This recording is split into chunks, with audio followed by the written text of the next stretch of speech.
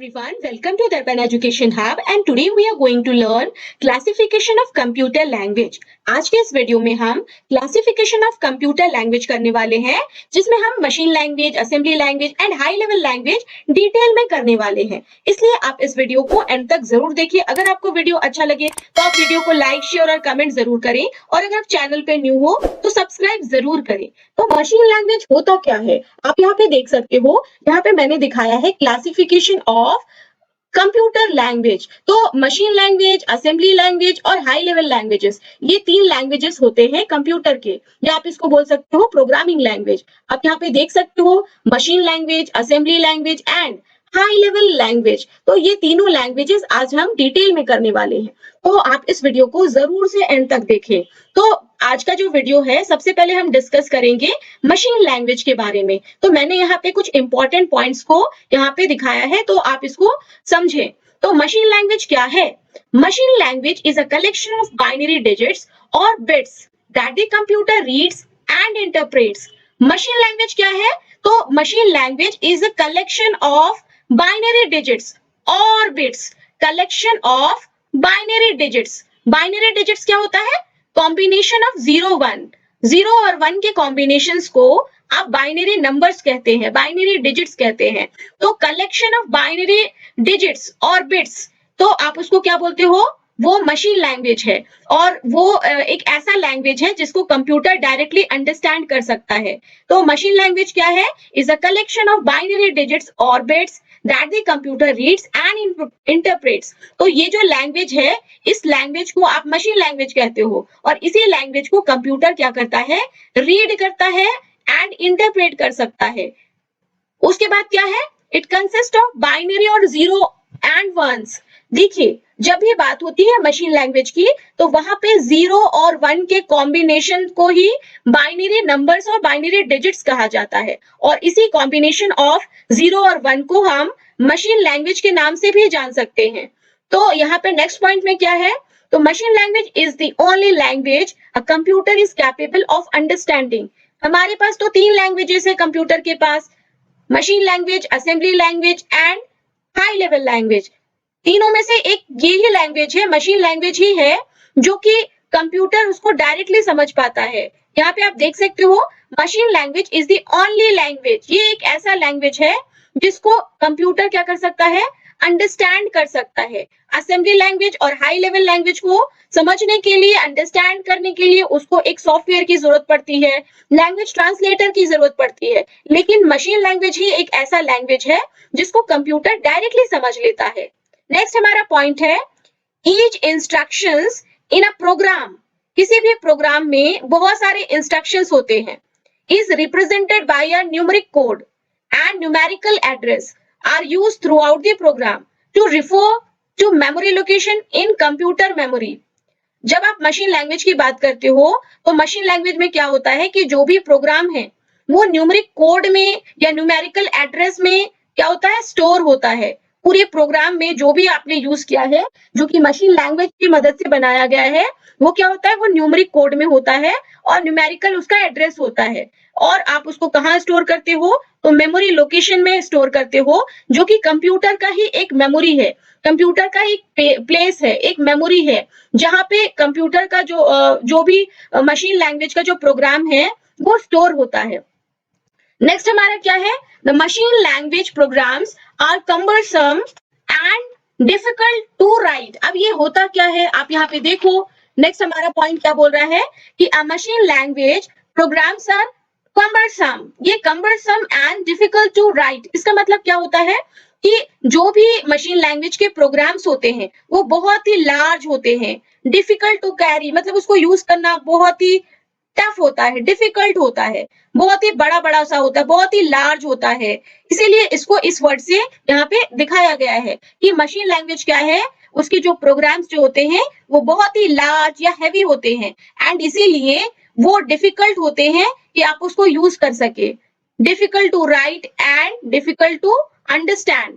Machine language is a native to the machine and understood directly by the machine. Machine language वो language है जिसको आप native के word से भी दिखा सकते हो। नेटिव मीन्स क्या होता है? which is associated with the that place, या आप बोल सकते हो कि डिजाइन फॉर और built into a given system. Specially आप किसी भी लैंग्वेज को जैसे स्पेशली बनाते हो तो इसमें आपका कंपाइलर और जो प्रोग्राम्स है जिसकी मदद से आप वहां पे काम करते हो। तो एक्चुअली नेटिव का यहाँ मतलब क्या है? तो पहले तो आप ये जो कम्बरसम है इसका मतलब समझो।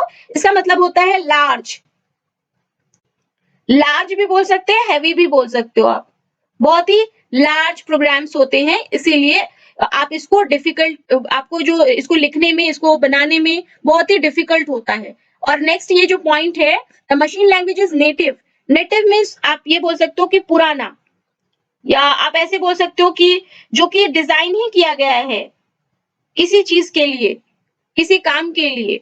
तो मशीन लैंग्वेज को इसीलिए डिजाइन किया गया है क्योंकि to machine language is native to that machine. किसी भी मशीन के लिए नेटिव होता है। बहुत ही आप बोल सकते हो स्पेशली किसी लैंग्वेज को उसकी उससे वो एसोसिएटेड होता है। मशीन लैंग्वेज कंप्यूटर मशीन से एसोसिएटेड होता है। किसी भी प्रोसेसर की बात करो, कंप्यूटर की बात करो, कंपाइलर की बात करो या प्रोग्राम की बात करो, उससे वो एसोसिएटेड होता है मशीन लैंग्वेज। एंड यहाँ पे देखो understood directly by the machine. तो क्योंकि मशीन लैंग्वेज स्पेशली मशीन के लिए ही होता है, कंप्यूटर के लिए होता है, इसीलिए आपका जो कंप्यूटर है, जो आपका मशीन है, वो उसको डायरेक्टली समझ सकता है, अंडरस्टूड कर सकता है। नेक्स्ट हमारा क्या है? In machine language instructions are coded as a series of ones and zeros. आपने देखा ना, यहाँ पे मैंने आपको बताया कि मशीन लैंग्वेज में जो भी इंस्ट्रक्शंस होते हैं वो कोडेड होते हैं किस चीज में? तो series of ones and zero, 0 1 1 1 0, इस तरह से कॉम्बिनेशंस ऑफ 0 और 1, या आप बोल सकते हो series of zeros and ones, उसको आप क्या बोलते हो? Machine language. अब नेक्स्ट हमारा क्या है? एडवांटेजेस। अगर आप मशीन लैंग्वेज यूज करते हो तो इसके एडवांटेजेस क्या है, क्या फायदा है? तो number 1, it makes fast and most efficient use of computer system resources like storage and register। जब आप मशीन लैंग्वेज यूज करते हो तो वहां पे क्या होता है? सब कुछ फास्ट हो जाता है। बहुत ही एफिशिएंट मैनर में आप कंप्यूटर सिस्टम के रिसोर्सेज को यूज कर सकते हो बहुत ही अच्छे तरीके से, जिसमें आपका स्टोरेज और रजिस्टर आ जाता है। क्यों? क्योंकि मशीन लैंग्वेज को कंप्यूटर डायरेक्टली समझ लेता है, इसीलिए फास्टर भी है। और यहाँ पे आप जो भी रिसोर्सेस यूज करते हो जैसे कि स्टोरेज के लिए या रजिस्टर हो गया, ये बहुत ही अच्छे ढंग से मोस्ट एफिशिएंट मैनर में आप उसको यूज कर सकते हो। तो ये इसका एक फायदा है, एडवांटेज है।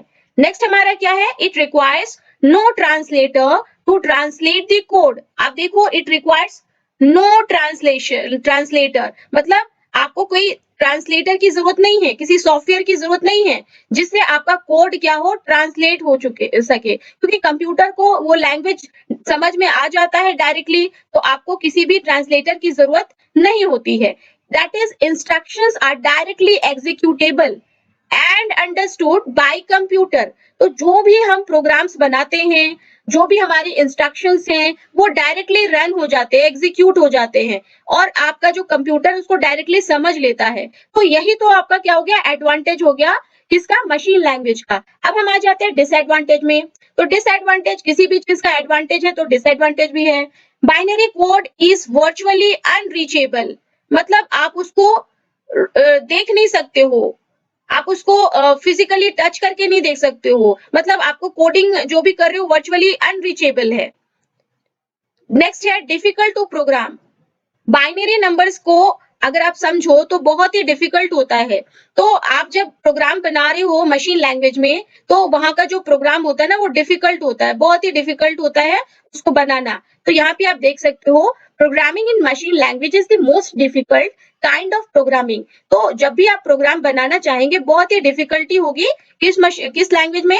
तो मशीन लैंग्वेज में। तो ये आपका सेकंड पॉइंट है, क्या है? डिसएडवांटेज है, क्योंकि इंस्ट्रक्शंस जो होते हैं वो बहुत ही कॉम्प्लिकेटेड हो जाते हैं, क्योंकि सिर्फ 0 और 1 के कॉम्बिनेशन में होता है, तो वेरी डिफिकल्ट टू अंडरस्टैंड और टू कोड। नेक्स्ट हमारा क्या है? Machine language programs are hard to maintain and debug. Machine language के जो प्रोग्राम्स होते हैं उसको डिबग करना और उसको मेंटेन करना बहुत ही मुश्किल होता है, बहुत ही हार्ड होता है। तो ये भी एग्जाम्पल आपका, ये भी जो है आपका डिसएडवांटेज में आता है। नेक्स्ट हमारा है machine dependent. Every computer is different from one another in its architecture. देखिए, हर कंप्यूटर एक जैसा नहीं होता, इसीलिए जब आप मशीन लैंग्वेज में प्रोग्राम्स को बनाते हो तो हर मशीन में वो रन नहीं कर पाएगा, क्योंकि ये मशीन डिपेंडेंट है, मशीन के ऊपर पूरी तरह से डिपेंडेंट है। Hence instructions of one machine will be different from the other. हर एक मशीन में ये अलग बिहेव करेगा, अलग तरह से काम करेगा। तो इसीलिए ये जो मशीन लैंग्वेज है वो क्या है, वो मशीन डिपेंडेंट है। तो ये एक तरह का डिसएडवांटेज है। नेक्स्ट हमारा क्या है, machine language requires a high level of programming skills. अगर आप मशीन लैंग्वेज के थ्रू क्या करना चाहते हो, प्रोग्रामिंग करना चाहते हो, तो प्रोग्रामिंग के लिए आपको कोई स्किल्ड पर्सन की जरूरत होगी। आप डायरेक्टली किसी भी प्रोग्राम को नहीं बना पाएंगे, तो यहाँ पे आपको स्किल्ड पर्सन की जरूरत होगी जो कि प्रोग्रामिंग आपका जो मशीन लैंग्वेज है उसमें कर सके, which increases programmers training cost. मतलब अगर आपको कोई मशीन लैंग्वेज में एक प्रोग्रामर चाहिए तो फिर आपको वहां पे बहुत ज्यादा कॉस्ट पड़ सकता है, क्योंकि आपको उसको ट्रेनिंग प्रोवाइड करना होगा, जो कि ट्रेनिंग बहुत ही एक्सपेंसिव होगा। तो मशीन लैंग्वेज में जब आप कोडिंग करना चाहते हो तो प्रोग्रामिंग के पॉइंट ऑफ व्यू से आपको स्किल्ड पर्सन चाहिए, ट्रेन पर्सन चाहिए, जिससे आपको कॉस्ट लग सकता है।